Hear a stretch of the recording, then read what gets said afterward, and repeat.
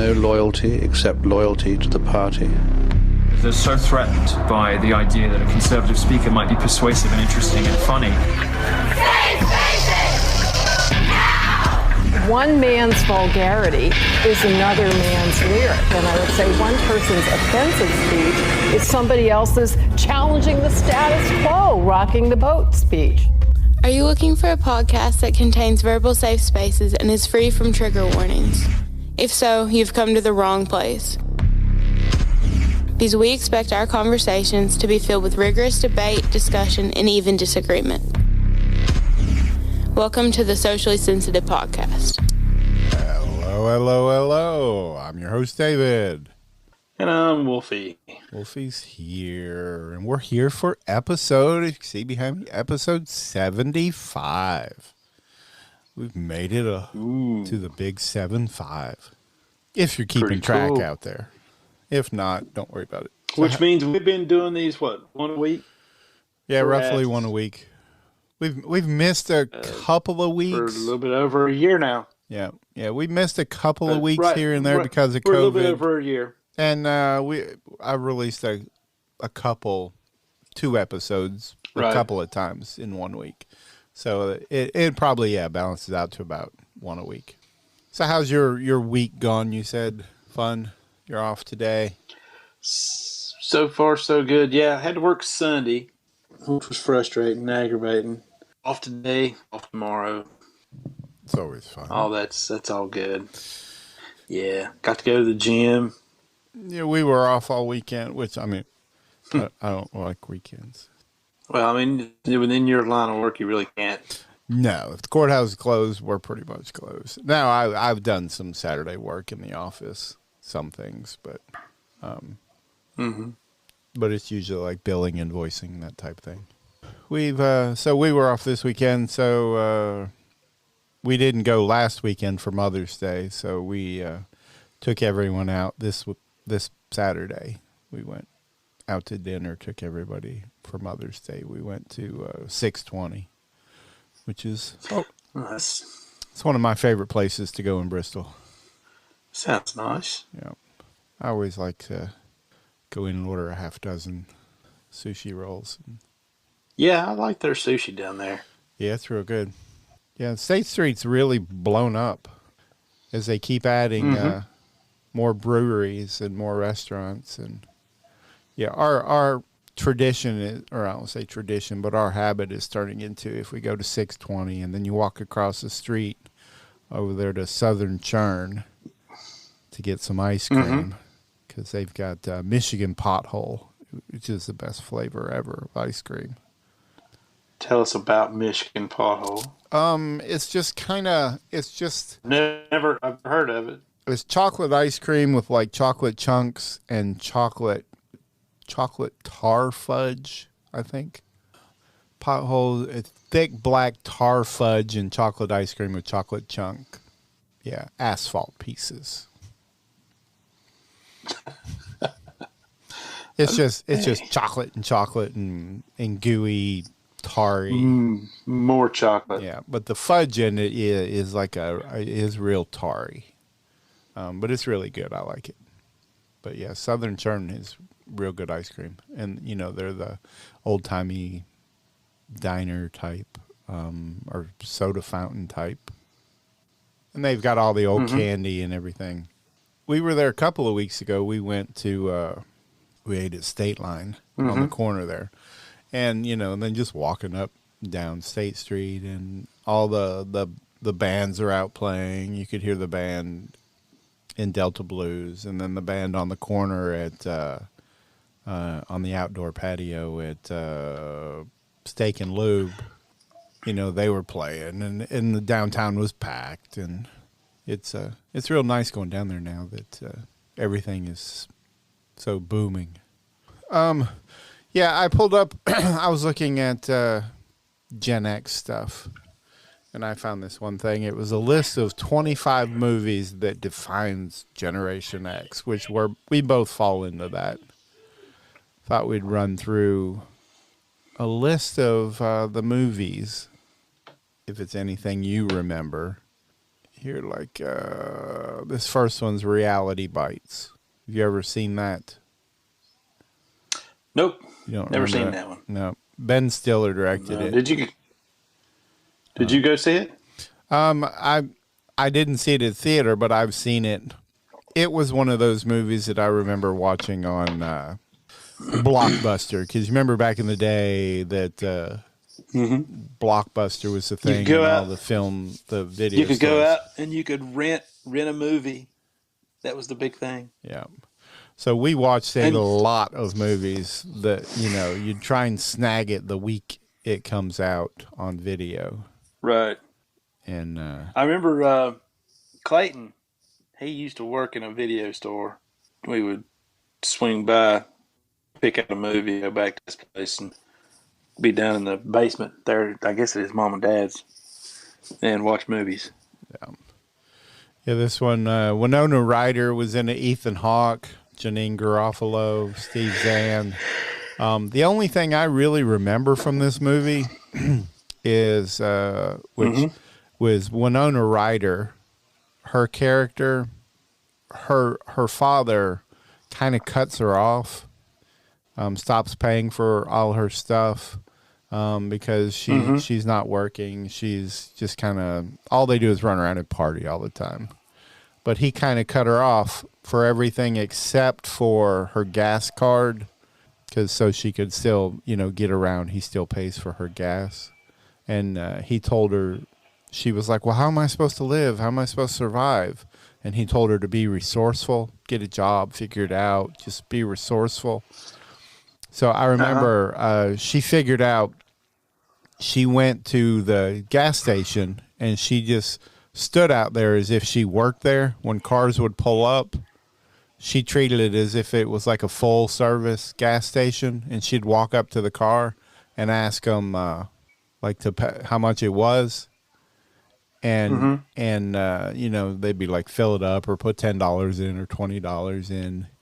They'd hand her like a $10 bill, $20 bill, whatever, and she'd go ahead and put it in. Then she'd walk in, because back then you didn't pay at the pump. You had to walk in to pay with a credit card. Right. Well, she'd go in and pay for it on her dad's credit card, and then pocket the $10 or $20 that the customer gave her. And she just stood out there all day, every day, pumping gas, putting it on her dad's credit card. Oh, that's all. So he got that first bill, and it was like, I don't know, $6,000 or $7,000. And that's what she was like, well, you told me to be resourceful. Mm-hmm. But and she was. Yeah. But the second movie is Before Sunrise. I've never seen that one. It's another Ethan Hawke movie. But I've never been a huge Ethan Hawke fan, really. Which he's in the new Moon Knight, isn't he? Yeah. His character. I think he is. Yeah, the long-haired guy. But yeah, I've never seen this one either. Can't say that I did. No. Third one's High Fidelity. I remember seeing that. That's a John Cusack movie. Him and Jack Black. Yeah. Well, they work in a record store. I don't really remember a whole lot about it, because back during this time, early 2000, late 90s, early 2000, John Cusack was in a ton of movies, and they were all always that kind of coming of age type movie. So this may be the first John Cusack vehicle on the list, but it's most certainly not the last. This Nick Hornby adaptation follows Rob Gordon as a recently dumped record store owner who becomes obsessed with getting in touch with his exes to find out why he's so bad at relationships. The movie is stuffed to the brim with music references and a hilarious Jack Black performance. I cannot say one way or another whether or not I saw this one or not. I feel like I may have to see it, but... See, when I first read this one, I wasn't 100% sure if I'd seen this one or the next one, which is Empire Records, which I'm pretty sure I saw that one. And that's with Renee Zellweger, Ethan Embry, and Liv Tyler, which is Steven Tyler's daughter. I remember the record stores. You remember going to a record bar in the mall? Rick worked out there, didn't he? Yeah, he did. He was a collector of music. Oh yeah, he had the And awesome set collection. He had he collected vinyl and CDs both. Yeah. He had a turntable that he had to lay on a like a marble slab for the stability, and I think he said it was like a diamond tipped needle. Yeah. When he played his vinyls. Well, I can't remember what he called his system, but he had these huge. It was like arena-sized speakers. Klipsch. But yeah, I remember he named his stereo. He had two of them. One named Wilma, and the other one was Betty, I think, from the Flintstones. I think is what he named them. Maybe. If I can. I just remember the very first time we ever went over there, and seeing his CD collection. Yeah, I was just completely blown away at the size of it. Well, see, his regular job was working for K-Mac. Yeah. And that's where he is money. But he worked at Record Bar, and the reason he worked at Record Bar on his days off was Record Bar employees got a discount on purchases. And so with the fact that he just purchased just an unreal amount of music every freaking month, it was worth it for him to do that. I remember we went there. I remember these great big huge, like the wooden boxes about the size of an old album. He had those stacked up like 4 and 5 high, just stuffed full of music. And you could ask him, it's like, hey, Rick, you have this or that or whatever. And he'd be like, oh, yeah. And he would go over and he could just be like, brr, brr, and boom, and pull it out. Yeah. He knew he knew where everything was. It was great. And he listened to some off the wall stuff too. It was just ridiculous. Yeah, I remember him. He would buy stuff that no one ever heard of. Well, that's what I say. I remember that was the very first place I ever heard Pantera. Was at his house. He played it. He played a VHS tape. It was like one of Dimebag Darrell's very first performances with them. In when he was only like 16 or 17 years old, playing in a club. Mm-hmm. I remember we went to a party, because he used to have some pretty good parties. I remember showing up to a party there one night. I can't remember. I was with you, and I was thinking Jeff was with us, and I don't remember who all else. But when we went in, he was passed out across the floor, and that's what we're like. Oh, we want what he has, and he had been drinking. Because they were quite a bit older than us, so they were much better drinkers than we were. Yes. So if it knocked him out, you're kind of like, oh, that's something we need to look into. Yes, indeed. But he had been drinking Ouzo, a bottle of Ouzo. Because I was thinking you brought it back because it was a Greek liquor. But the real stuff has opium in it. Right. And I was thinking it was a bottle that came from overseas. Because you could buy, like, the regular stuff here. But it's just just alcohol. Mm-hmm. But for some reason, I was thinking that you had brought it when you had come back from the military. But now this would have been before. Speaking of Robbie and partying at Rick's house, we went over there. I was there, and I'm pretty sure Jeff was there, and you were there, and Robbie was there, and there were some other people there too. I'm not really sure exactly who all was there, but we have our party. We listen to, just kind of hang out, watch a little TV and stuff like that, watch some movies.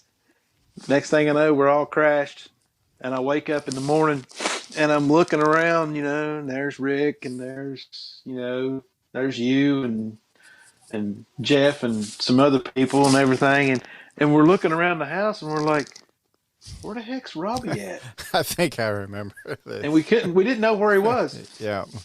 And so we go to leave. It was like, and we open the door, and I don't know how he done it, but that door was just thick enough between the wooden door and the screen door that both of them shut at the same time, and he was stuck Passed out. between those two doors. Passed out, yeah. Yeah, standing and he up. Slept that. He was there all night long. Yeah, I remember that. I remember we opened the door and he just fell in. He's like, "Thank you." I was like, "What? How long have you been there?" He's like, "All night long." I was like, "Oh my gosh, this is ridiculous." He's about the only one that could have fit funny, in though. there, though. All 95 pounds of him. Yeah. Back to the movies. The next one it's got on the list is The Breakfast Club, which, everybody's seen that one. Shoot, yeah, we finally come to a movie that I have watched, The Breakfast Club. Yeah, that's a great movie. I actually watched probably half of it. It was on the other day, and I sat there and watched the beginning of it. I watched, probably an hour of it, or 45 minutes to an hour of it. I actually did enjoy that movie. Oh yeah, I thought it was good. I think it still holds up really good. This one's Heathers. Ever see that one? Never heard of it. I remember going to the movies and seeing that with Tony. It was another Winona Ryder. Yeah, Christian Slater was like that was one of his first big movies. It was right around the same time he did another movie called Pump Up the Volume. That was they both come out right around the same time, and I was a pretty big fan of Christian Slater. I mean, Heathers was kind of a pretty weird movie. I didn't see that one. And this is weird. I mean, these are supposed to be Gen X movies that the Gen X people went to see, and I didn't go see that one. Yeah. How many movies are on this list? 25. Oh, well, okay. Then surely there'll be more than just one on here that I have seen. And there's several things in the 80s. Say anything. I know you've seen that one. I do believe I've seen that one, too, because the guy standing there with the... that's John John Cusack again. Another one of the... with the radio over his head. Yeah. I do remember that movie. And like I said, I do remember the dude with the boombox over his head. And, of course, then there's yet another cultural icon that has come and went. The boombox. Yeah. That used to be the thing is you had the boombox. You could carry around that. And you had depending on the model that you had a tape deck. And you also, in later incarnations, you would have a CD player. But if you played CDs, you pretty much had to let it sit still. Because if you were like trying to walk with it, yeah, they skip they would skip so bad, yeah. So if you were sitting still, you could play your CDs, but if you were walking, you had to drop a cassette in. Yeah, I had a big boombox that I got off of Doug.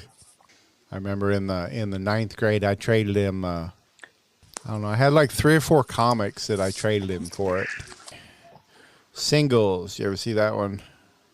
Matt Dillon movie. Cameron Crowe, Bridget Fonda. It's a little later. It's like a 92. Still falls in that category, but it's kind of like the Seattle grunge type. Let's jump. Dazed and Confused. I know you saw that one. That's an awesome movie. I watched that probably twice in the last year.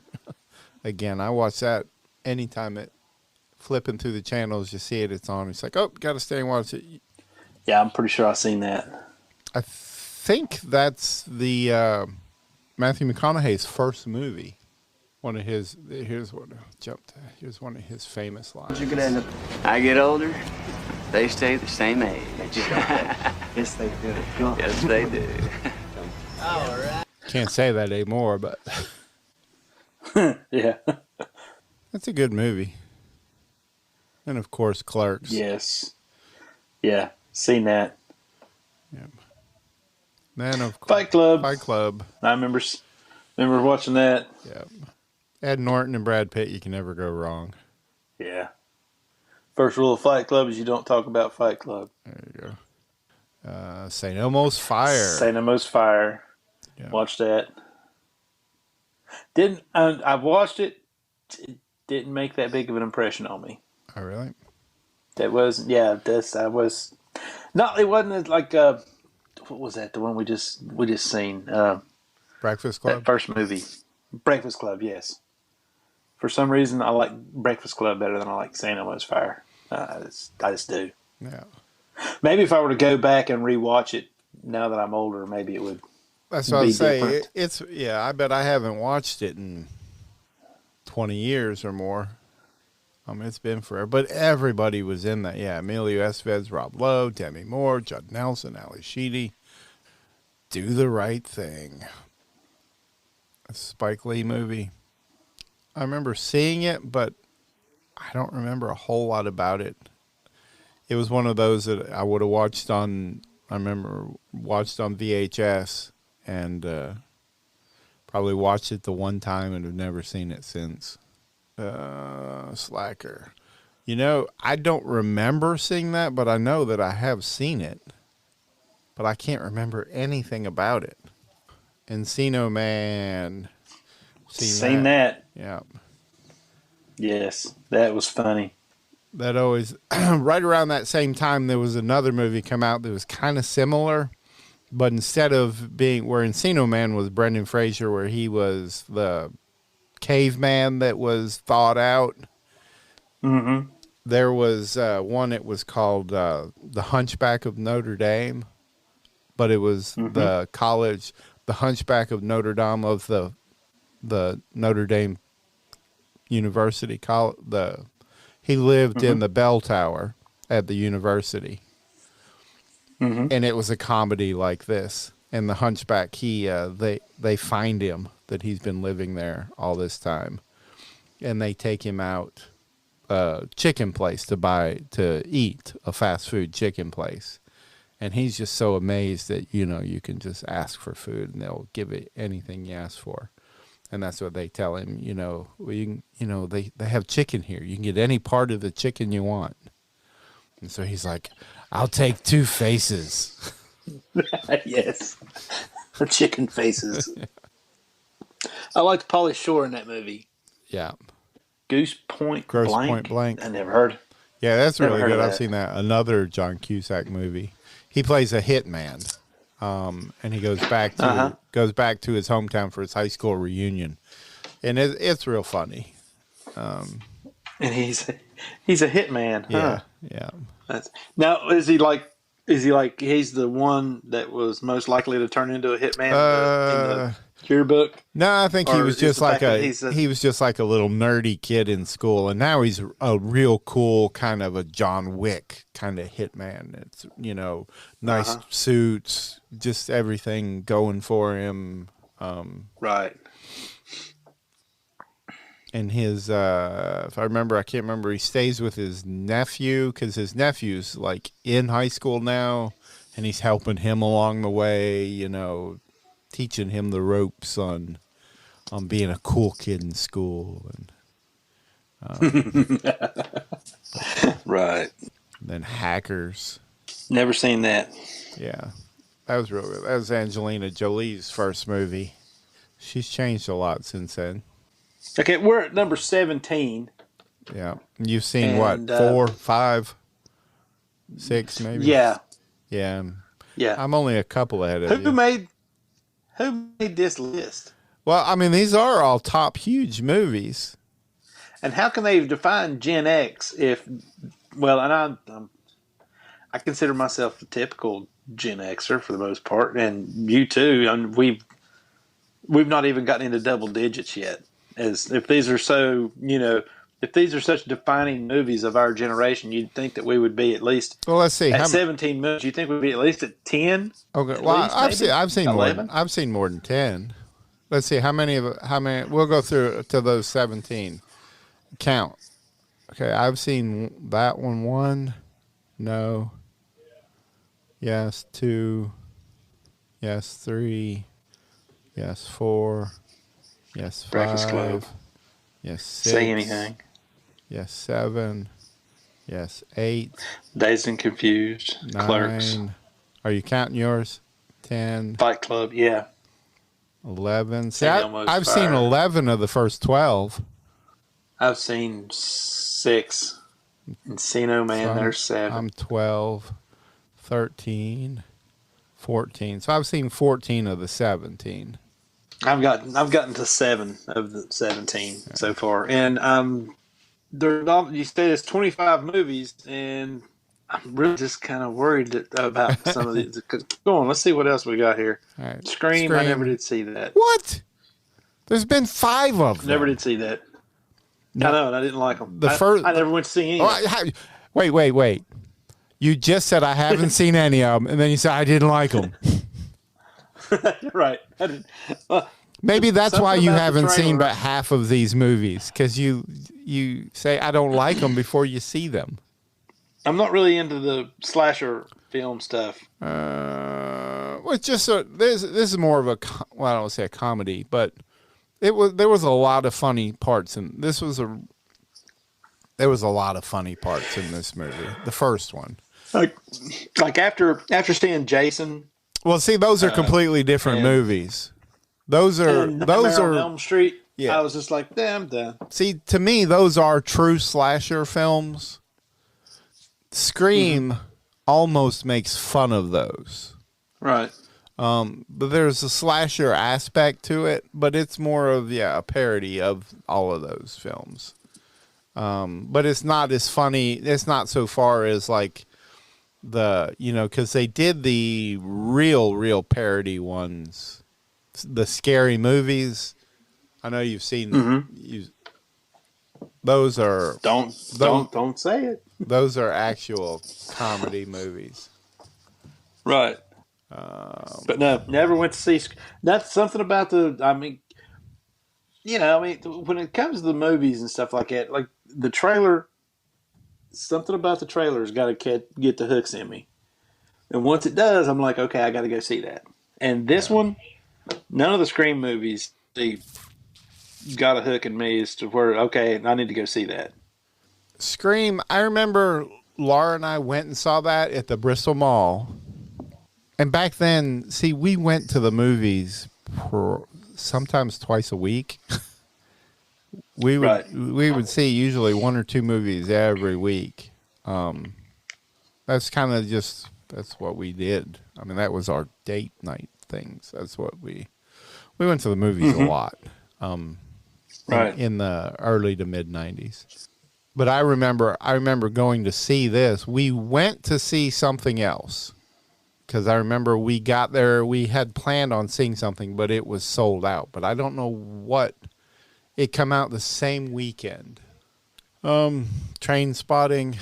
I've never seen the whole movie all the way through. I've seen bits and pieces when it comes on. But it was one of those, Ewan McGregor. Was never a big fan. Never seen that. Wayne's World. Seen that. Yep. Party on. Excellent. Party on, Wayne. Party on, Garth. It reminds me of when they were out there playing the street hockey, and the cars come, game off, and the cars go through, game on. I remember we always did that. We'd play football out in the street there at Donnie's house. Well, in front of your house now. We'd play out there in the side yard, but then we'd play out there in the road too, or out there in a little side field in front of mine. Boys in the Hood. Boys in the Hood. Yeah, I went to see. Yeah. I seen that. Yeah, seen that a whole bunch of times. I don't know if I seen it in the theaters or if that was one of the videos we brought back from Clayton worked at the video place, and we just watched it at his house. But I do remember watching it. Yeah, that's what I say. The Boys in the Hood, they've been 91. Yeah, I imagine I probably watched it for the first time on video because 91, I wasn't probably going to the movies a lot.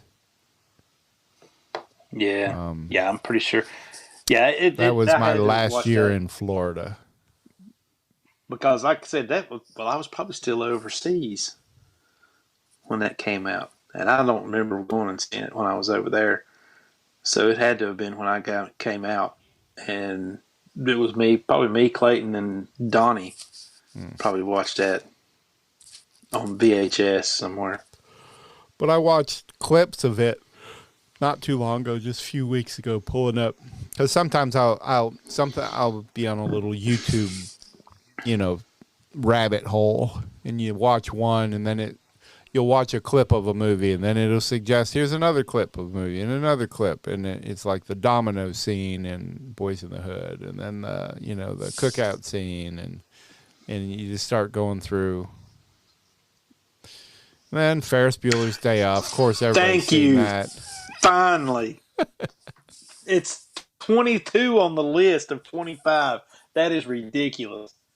Now, I have seen Ferris Bueller's Day Off, and I have watched Ferris Bueller's Day Off. I would see it in the movies, and I've watched it several times when it's come on TV and stuff like that. I've still watched it. So that is... I really liked it. Yes, I did too. That is a classic. I listened to a podcast not too long ago. They were talking about this. They do breakdowns of classic movies like that. They'll do. Well, actually, they don't do the movies. They do the director. And they were doing a breakdown of all the John Hughes movies. Because what got me into listening to that podcast is they were doing a Quentin Tarantino one. And I listened to it, and I really liked it. The breakdown they did on all of the, talking about all his movies. I was like, oh, I'd really like to do that. That'd be kind of interesting to take, each one of their movies and say, okay, we're going to go through each one of them, and we're going to talk about them, and kind of do a full blown review of each movie. But they trashed Ferris Bueller's Day Off. And I was like, I love that movie. And they were talking about how misogynistic it was. But oh my gosh. Well, see, now this is people now talking about something that was put out in 86. Right. And all that was just a fun little movie. Then people just read way too much into it. Right. But it was odd. It was odd that they had a problem with this.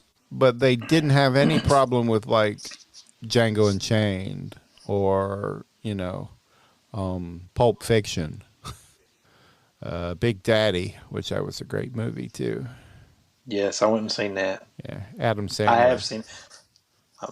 Now Adam Sandler fits into all of I think those Gen X movies. The Happy Gilmore and Billy Madison and. In this particular movie, didn't he like stand on the street and like face away from the street with that little kid and pee on a building or something? Yeah, they pee on the wall. Was that in this one? I think that was. Yeah. I think that was the movie poster too. Yeah, that was the movie poster. There you go. Yeah, that was a funny movie. That was a good movie. All right, that's 23. Let's see what 24 is. Pump Up the Volume. I brought that up earlier. That's the other Christian Slater. That's a really good movie. If you haven't seen that, that's one you definitely need to see. No, I haven't seen that one. Yeah, it's a really good movie. He plays a high school student that, it kind of doesn't fit. None of these movies fit in today. I mean, really.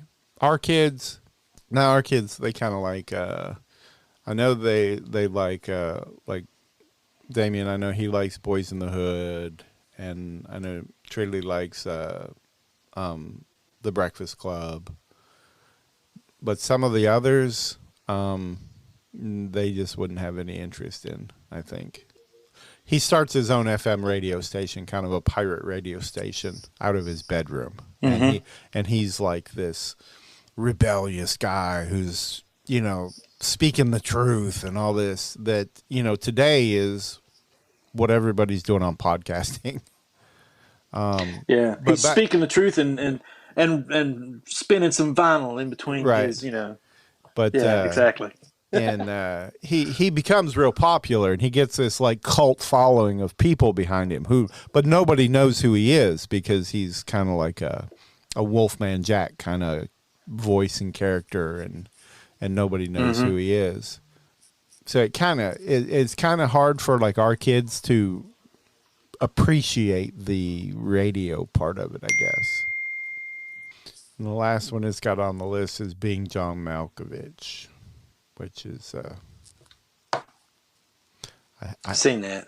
That's what I was saying. I was thinking I'd seen it, but I think I have, I can't remember anything about it. You know what? Okay, these are supposed to be 25 movies that defined a generation. We've got to look at some of the glaring omissions from these. I mean, granted, they're not, artsy cinema and stuff like that. The movies that actual Gen X people went to see, because, I mean, some of them were okay, and some of them were just, like I said, I never even heard of them. But things like, Indiana Jones, the Star Wars franchise that came out through the 80s and the 90s. And everybody went to see things, Yeah, but those aren't Gen X movies. I mean, they're in that time period. Right. But they're not like coming-of-age movies. No, that's true. What was the other one? I think this one had 16 Candles. That wasn't on this list. Yeah, that should be in there.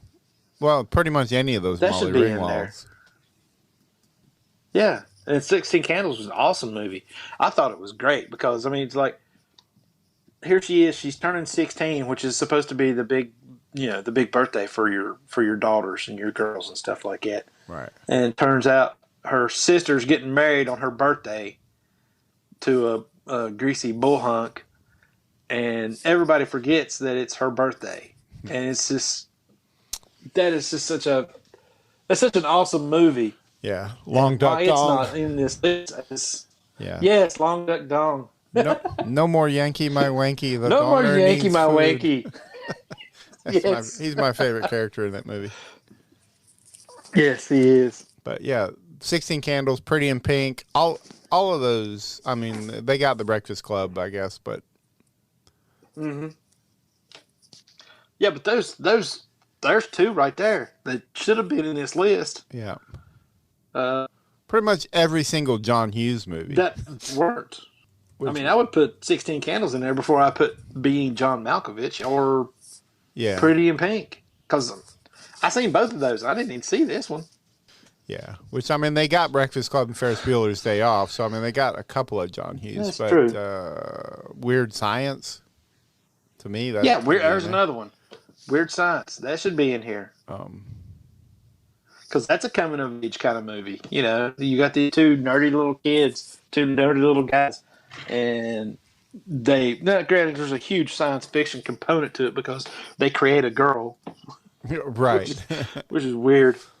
I mean, Home Alone. But, that's... Yeah. Kind of, I guess. Another one. That's a young... I mean, a little younger, but time frame fits, but...